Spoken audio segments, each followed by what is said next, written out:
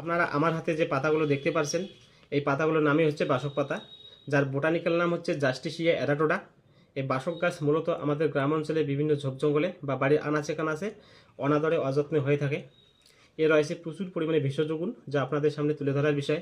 আপনাদের প্রায় প্রত্যেকেরই জানা রয়েছে যে বাসক গাছ মূলত কাজ করে আমাদের শ্বাসকষ্টজনিত সমস্যার উপরে, যেমন সর্দি কাশি, বুকজাম, গলা ব্যথা, হাঁপানি ও ব্রঙ্কাইটিসের মতন সমস্যায় এই বাসক পাতা 3 থেকে 4টি তুলে নিয়ে ভালো করে জলে ধুয়ে নিয়ে রস করিয়ে এর সঙ্গে 2 চামচ তুলসী পাতা রস ও 1 চামচ আদা রস ও 1 চামচ মধু মিশিয়ে হালকা উষ্ণ গরম করে সকালে এবং বিকালে নিয়মিতভাবে সেবন করলে এরকম দুরারোগ্য থেকে আরোগ্য লাভ করা যায়।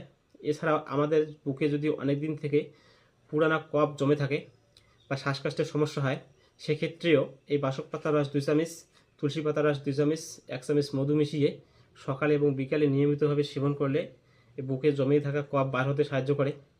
তাছাড়া আমাদের স্কিন ডিজিজের ক্ষেত্রে এই বাসক পাতার গুরুত্ব খুবই অপরিসীম। আমাদের শরীরে যদি কোথাও কোনো অংশে ঘা, পাছড়া, অ্যালার্জি, চুলকানি হয়ে থাকে বা ব্রণের দাগ হয়ে থাকে, সেক্ষেত্রে বাসক পাতার রস 2 চামচ সকালে এবং বিকালে খালি পেটে নিয়মিতভাবে সেবন করলে আমাদের রক্ত পরিষ্কার হতে সাহায্য করে এবং ঘা, পাছড়া, অ্যালার্জি, চুলকানির ক্ষেত্রে খুব ভালো কাজ দেয়। তাছাড়া আমাদের শরীরে কোথাও কোনো অংশ যদি আঘাতের কারণে ফুলে যায় বা ব্যথা অনুভব হয়, সেক্ষেত্রে এই বাসক পাতার রস 1 চামচ, 1 চামচ কাঁচা হলুদের রস এবং 1 চিমটি চুন একসঙ্গে মিশিয়ে আক্রান্ত স্থানে প্রলেপ দিলে অতি দ্রুত ব্যথা কমে যায় এবং ফোলা কমতে সাহায্য করে। তাই আপনারা নিয়মিতভাবে এই বাসক পাতার ব্যবহার করুন এবং সুস্থ থাকুন।